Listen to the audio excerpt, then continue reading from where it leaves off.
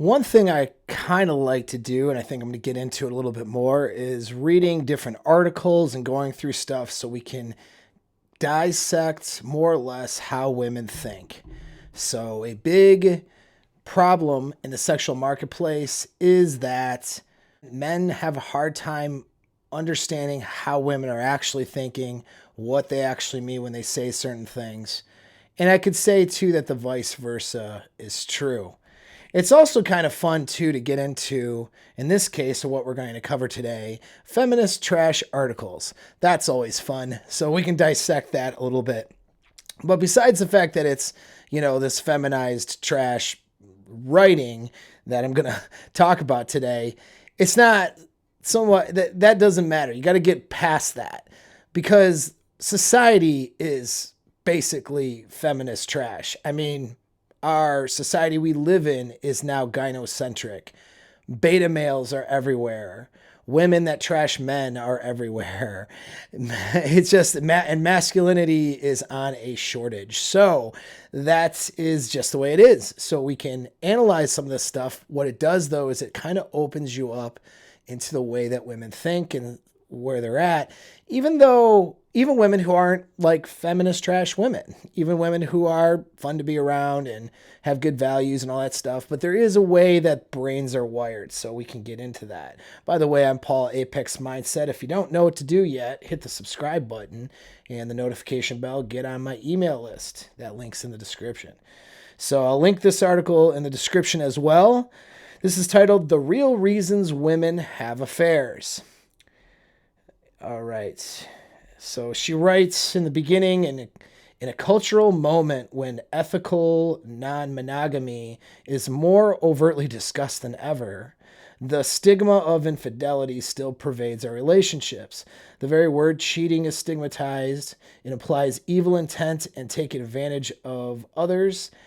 There's a gender difference too. When men have affairs, it's boys will be boys. When women do, it's a whole different story. Anyway, of course, so sad. Women and men aren't the same. I'll continue. Getting data on infidelity is difficult.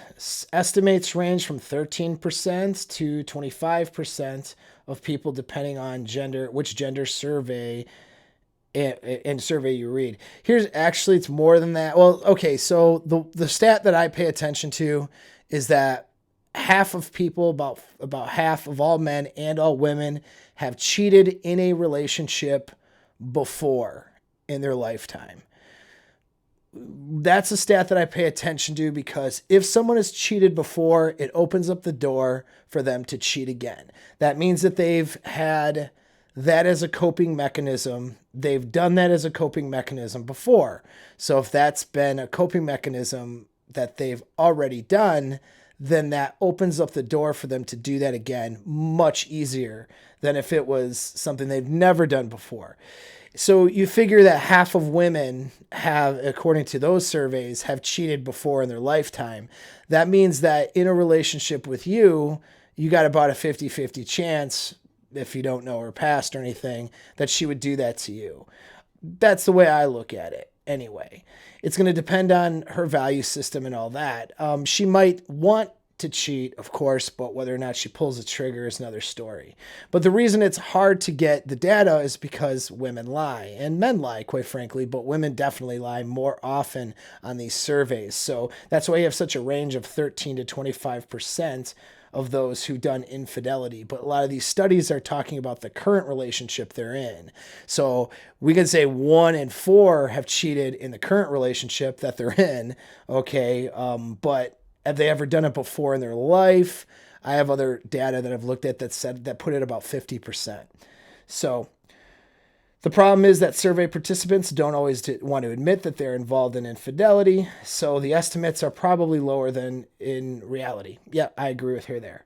In general, women appear to do it less than men, but this is changing. Perhaps women are feeling more empowered to get what they need from relationships and to question the monogamy ideal. So obviously, this is some gynocentric crap, that this article that is challenging monogamy, which It's okay. I understand challenging that, but it's just this idea that, women are empowered. You see the rhetoric and the mindset. When men cheat, they're crap, right? Men are garbage when they cheat on a woman. A man's dishonest. He's being a terrible person to his partner, obviously, when a man cheats. I don't necessarily disagree with that. I don't think anybody should cheat in a relationship. But when a man does it, he's bad. When a woman does it, she's empowered. All right. So that's where we're at. Just notice the undertones. It infiltrates all of society. And if you're not paying attention to it, then this is how you find yourself just sort of latching on to gynocentric feminist ideas that are not very healthy or good for anybody. Anyway, seeking happiness. As it turns out, women want to be happy in their relationships. This includes being satisfied by their partner. For example, R, all right, from Washington, D.C., felt that a lot of her needs were not being met. There was no sex in the marriage, and I felt my husband did not pay attention to me or consider my needs. I felt like I was coming last in everything. After joining a sexuality focused social networking site, she met a man who she shared chemistry with and began an affair. All right. What you're going to see is a trend in this article is that sex matters. That is the real point of me sharing this. I just get to that right now because this is why am I sharing this garbage article? Because this garbage, though, is how women think. And it is how women think in 2020. Even women with a good value system. They think after a point that if they're not getting their needs met in a commitment, that instead of working on those needs within the commitment because they have integrity and they understand that they made the commitment and they have a set of values that would say that I'm not going to betray my partner, it is perfectly okay and in fact empowering to cheat. So the ideology, and this is why women are cheating more nowadays than they ever did before. The ideology nowadays is that women can cheat. They should cheat if they're not getting their needs met. This is an empowering. When women do it, the society says that it's empowering for a woman to be able to do this and to do this. Society is not promoting that it's bad when a woman does this, that they are lacking integrity, that they're breaking a promise, that they're betraying their partner, they're stabbing someone in the back, that they're being an all-around shitty person. That's not what society is going to tell them. Understand, women have to be good chimpanzees. But if society's saying, hey, you know what? If he's not providing what you need, then you are okay to go out and get it from somewhere else. You're still a good chimp, girl. Girl, you're a good chimp. We understand. We get it, right? And so you'll often hear when women cheat, they'll make the excuses. And people, when I say people will make excuses for them, they'll say, well, but he's such a jerk, and so it makes sense that she would go out and get some other D. No one says, well, if he's such a jerk, how come she doesn't break up with him? Oh, because she wants to capitalize on the resources he has and other things he's providing for her while deceptively making a promise that she's not going to keep and then going out and getting something from someone else. Like they're not looking at the deceptive nature of this, the fact that they're basically entering their own form of a covert contract with this guy where they get a bunch of benefits from him and on the promise that she would be faithful to him and then breaks that fidelity, right? Like society, her friends, even her own family, they're not going to look at that oftentimes. I'm not saying everybody, of course. There's a fair amount of women and a fair amount of people who still have good values, but by and large anymore in 2020 in the global sexual marketplace, if she's not getting her needs met in the relationship, that's this society we live in now is going to tell her and send the message that it's okay to get those needs met somewhere else. And in fact, that's empowering for her to do it. So anyway, we'll continue. Yeah, so she joined sexuality-focused social networking site. What the In other words, a hookup site. She's on one of those Facebook groups or maybe whatever, where you hook up with each other and you slide into each other's DMs, you exchange nudes and you bang, right? It was Adult Friend Finder or what's the one where they cheat on each other? Ashley Madison, right? That's okay though, right? So I'll continue. We were together for 8 or 9 months before my husband found out and gave me an ultimatum. I decided to leave because I was truly happy with the other guy. All right, cool. So, what's the lesson from that? She wasn't getting banged right in the relationship. She found another guy to get banged by. And so then when challenged, she kept it going for 9 months, which means she used one guy for resources while getting banged out by another guy. And then when faced with an ultimatum, which I don't know why anyone would ever give a cheating woman an ultimatum, what you give her, guys, if you're wanting to be an alpha guy, is you give her the door. All right. If she made a commitment to you and she broke it, then you give her the door. I mean, if you're in a casual relationship, that's one thing. If you're in a non-committed situation, which I don't recommend much investment in those kinds of relationships as a man, but if that's what you're in with her, of course, whatever. But if you're in a committed relationship where the understanding is that she's not to bang other people, that she's supposed to seek her sexual needs from you, and then she's banging other people, well, you show her the door. But anyways, she was given an ultimatum. What did she decide? To go with who is banging her better. That is oftentimes the answer. You have to bang them, and you have to bang them well. If you expect girls to stick around, whether it's casually or whether it's permanently, like it's permanent, there's no such thing as permanence in a relationship, but in a long-term situation, right? You have to be banging her well, all right? And if it's something like an LTR, long-term relationship, you have to be banging her better than she's ever been banged. So sex is really important. You guys need to work on your sexual skills. Some of you guys need to get off porn, quit playing with yourself in a way that's not productive, we'll say. There's a way to do that where it's actually training for yourself and start learning how to get better at sex. All right, I'll continue. A from Milwaukee had a similar experience. The marriage slowly dissolved into 2 roommates living together. Our relationship was sexless for the last 2 years. I met someone at work and I clicked really well when one thing led to another. She is still with this man in a happy, committed relationship. My ex made me feel real shitty about myself. When I realized that work friend felt that way about me, I thought, so I'm not garbage. It was a real boost to my self-esteem.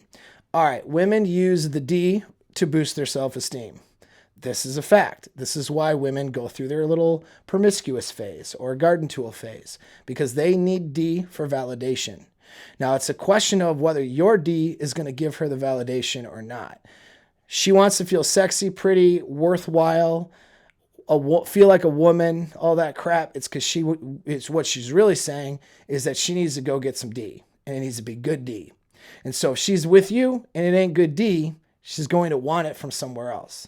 So you need to be laying down good D. Okay? Or laying down good sexual experiences, if we're going to look at it with a little bit less censored YouTube slang. But you want to, it's good sexual experiences. That's what she needs. That is the glue that holds a relationship together, as it's been said. I think Rollo Tomasi said that one, but he's right. A relationship isn't a relationship without good sex. And a long-term relationship isn't a long-term relationship without the best sex for her that she's ever experienced. So being good at sex is really important. Although this is a piece of kind of some gynocentric tripe in a very poorly written article, she's providing truth here, truth bombs actually for you guys to listen to, because this is insight into how they think. All right. And you need to be able to do that and figure that out. That's why I'm sharing. So yeah, they want D for validation. Now keep in mind, a lot of these situations where the woman's like, oh, we lived in this sexless existence. There's a part of personal responsibility, I'm sure, that she isn't taking. I'm sure that there was sexual initiation and things that were happening in the beginning of the relationship that because of her lack of attraction to that guy, because either she did a lot of I have a headache, she did a lot of whatever, starting arguments so we don't have to have sex, because really she got to a point in that relationship, whether she started there or just ended up there, where she wasn't attracted to her partner. And so there was probably a bunch of that. There was also probably a bunch of, on the guy side, the guy not facing his jealousies, his baggage, and his fears. We live in a global sexual marketplace right now where these girls are willing to trade you up for better D if you're not performing, according to this article and according to half the women out there who've cheated before in a relationship. And we live in a sexual marketplace now where guys have to handle her sexual past, have to handle the stimulation she's getting in the current market. And our brains are not really wired to handle that. We also have to handle previous disappointments, hurts, and basically discarding deceptive and crappy behavior from women in previous relationships. So as men, these are things that we have to deal with. A lot of men out there don't deal with it well. They jump on blue-pilled ideology, and then they live in a fantasy world, and then they ignore the fact that they have to court and seduce and sexually seduce their girlfriends and wives. So they stop sexually seducing their woman because they think that they said magic words on an altar. That's going to mean that she'll remain happy for till death do us part and all that good stuff. That's not the way it works. You have to manage the relationship in the relationship. You have to show up every day and make her happy every day because it makes you happy to make her happy every day. I'm in a long-term relationship and I like making my chick happy. If that ever stops, it's probably not going to be a relationship anymore. Okay, so be with somebody you enjoy making happy. She enjoys making you happy, right? And you guys have a good little team going. Now, I'm not talking making happy like placate and all that stuff. You guys know better than that, right? If you know anything about me.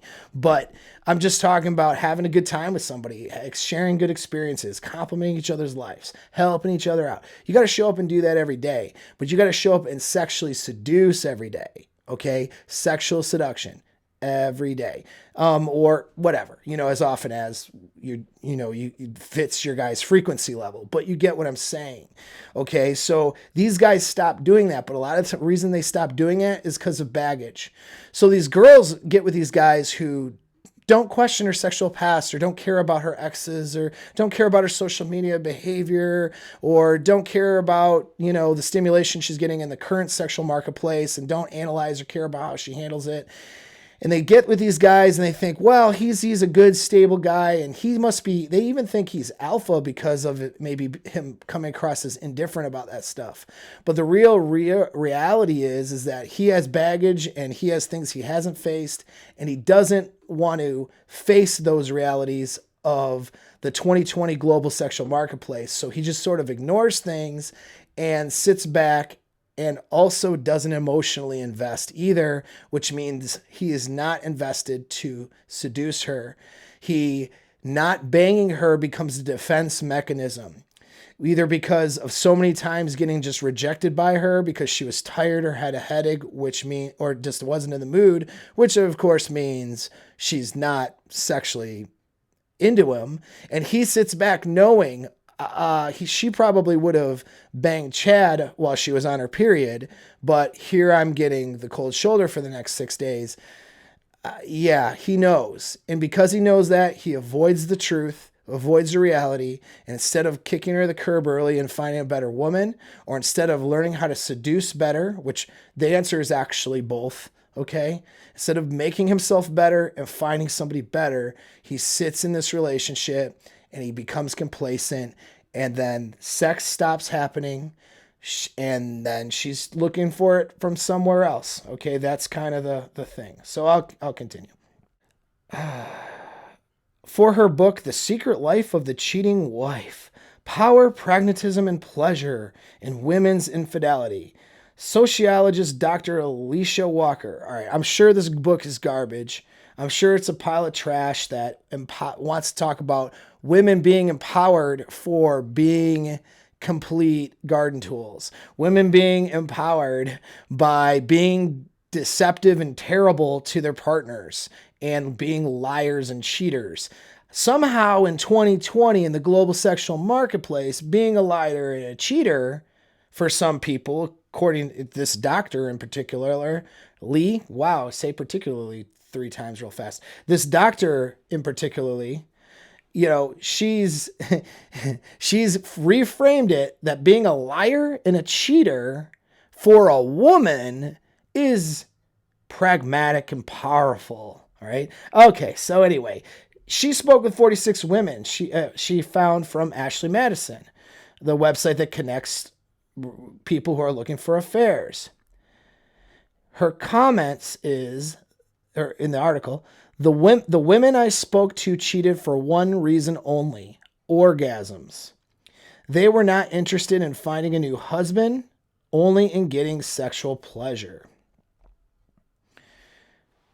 So now her test sample was 46 women from Ashley Madison, which is a website where women go to that site to get banged. They're in relationships and they want to discreetly get banged by someone else. So those women, it's a narrow test sample. It's not necessarily the reason why everybody cheats, but it's because, you can't say 100% of women cheat for orgasms and have that be statistically true when your test sample is only 46 people from a website and the website's designed for women to go get banged, right? Of course they're all there for orgasms, obviously. So no, not every situation is just because of that. But I would say most are. I know this because I have a sordid past. And there was a time in my life where I was just banging women and I didn't care. And I had married women and I had women in relationships come to me to get banged. They didn't want anything else from me and I didn't want anything else from them. They knew that they were going to get the orgasms that they've been not getting. And so they came to me to get those orgasms. When you're on the other side of it, okay, and you see why women are cheating because they're cheating with you, you get a lot of insight. I don't recommend this and I don't do this now. I don't like doing that. That's not something that I want to live my life like that, okay? I've changed my values on that. But there was a time, though, where I didn't give a crap and I had rationalized that, okay? We all make mistakes. And what I learned is this is very true. Most of these women, I'd say, close to all of them never got caught, at least not while I was around. They never got caught. It was never a thing. They just discreetly would meet up with me to get banged. I'm not trying to bring fear into a lot of you nihilists that watch my stuff and to give more support to the idea that women are trash or anything. Listen, that's not what it is. This is a subset of women, which was cheating women that I was with. And not all women cheat. We'll say half won't, okay? Half won't, half will. But here's the point. The point is that they were cheating for sex. They were cheating for sexual pleasure. There isn't much else to it. They don't want to be a bad chimpanzee. So when you find that your long-term relationship or your chick is cheating on you and you figure that out, and she gives you a bunch of garbage and a tripe about how I just felt alone in the relationship and I just didn't know and I was confused and I thought, whatever bull crap comes out of her mouth. You need to understand it's sex. You're not laying it down. So she went to somebody else who she thinks can lay it down better than you. It doesn't matter if it's true or not. You guys don't want to face that because to say that you can't bang your girl and that somebody else can is a pretty devastating blow. That causes guys to kill other people and to kill themselves. Remember, guys handle things through violence more than deception.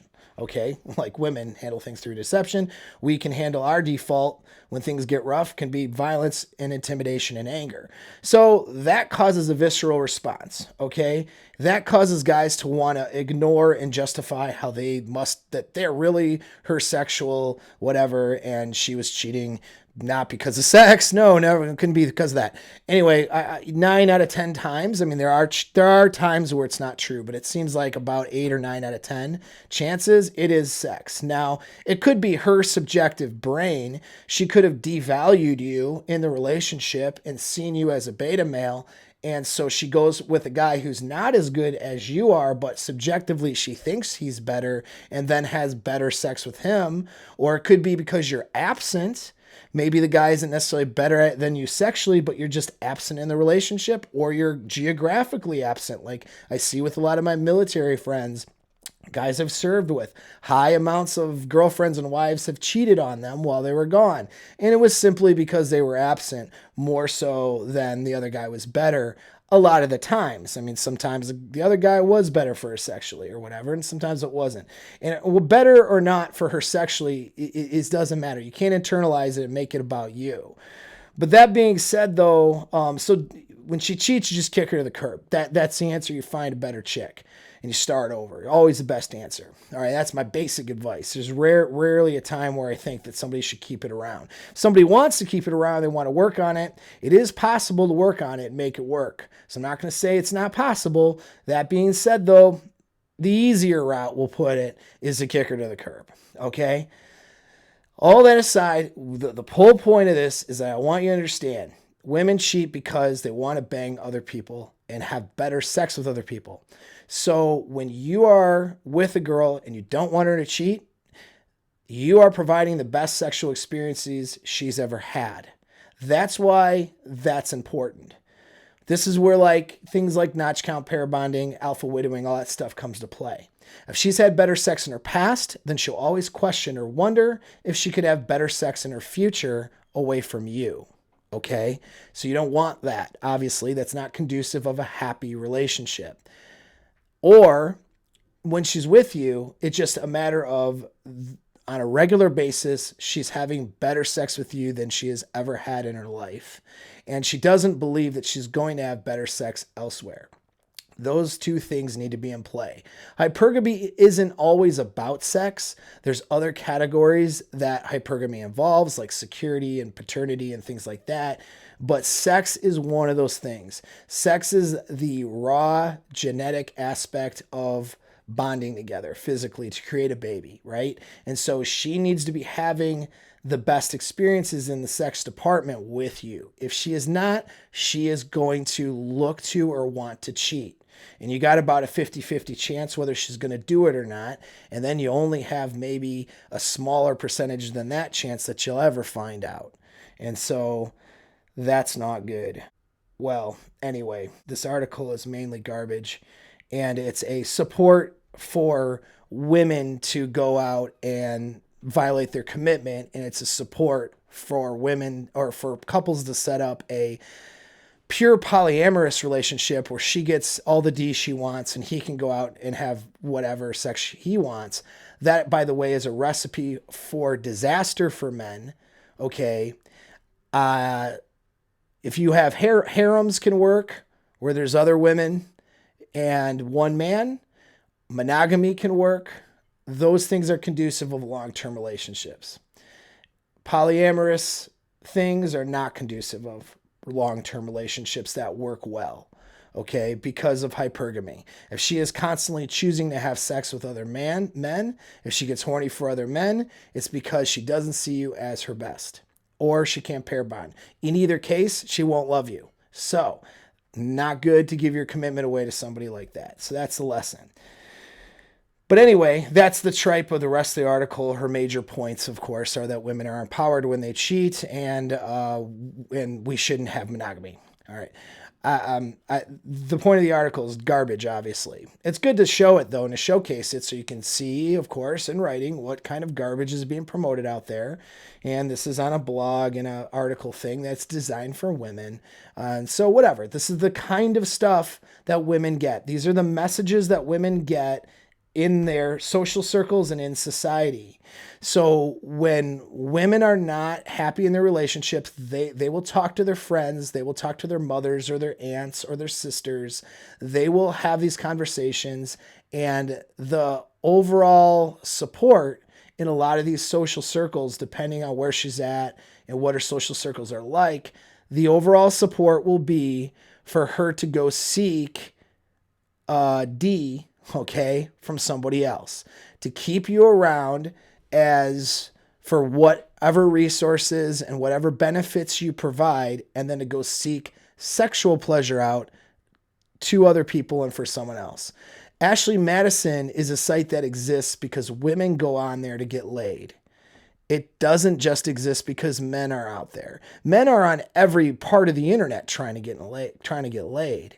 But the reason why a site might be so popular and have caused so much controversy isn't because the men are there. I mean, the men are just lurking around on Facebook too trying to get laid, right?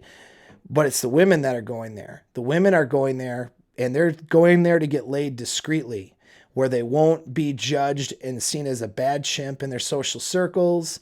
They can tell their friend groups that'll support their cheating and conceal it from other people that wouldn't support it. And most importantly, conceal it from their husbands or their relationships in order to deceive that person and to continue to get benefits from that person while they're getting sex from somebody else. So that is what women are being promoted to do nowadays. That is what the global sexual marketplace promotes women to do. And I'm not saying don't ever be with a woman because this is what happens. A lot of women will not do this, okay? But the point of it is that sex is very important. She's going to either cheat or she's going to want to cheat if you're not providing and having, let's say providing, but having the best sexual experiences that she's ever had or ever would want with her. If she is not having peak sexual experiences with you, okay, she is going to want to stray, and that will affect her investment into you in that relationship and cause a miserable relationship, in fact. Or she will, in fact, stray, which, of course, gives you bad results and a miserable existence as well as a man. So don't be imprisoned by some woman who doesn't care about you and doesn't love you. Find good matches out there by following my advice on this channel and manage that relationship. And damn it, put the effort in and get good at sex and get good at seduction. Get my advice, book a consultation. When I get a course out on frame and seduction, take the course, get better at this stuff. Because it is better when you have good, happy relationships with women. Life is better. And it's totally possible. My clients do it all the time. I'm doing it. People that I'm friends with, people I know are doing it. And we're not all these amazing, good-looking people either, or these rich guys driving Ferraris either that are paying for it. You know what I mean? There's different advantages and disadvantages that every guy I know has that's killing it in the sexual marketplace. There's things they have and bring to the table, and there's a lot of things that they don't have, and they're still slaying it because their game is good and because their selection process is good. So get good at, and their seduction is good. Seduction is part of the game, but you get it. So the moral of the story, the lesson here is get good at seduction, get good at banging. And when you get in that relationship, if that's what you want, whether it's casual or whether it's something more, bang her and bang her well. Thanks for tuning in.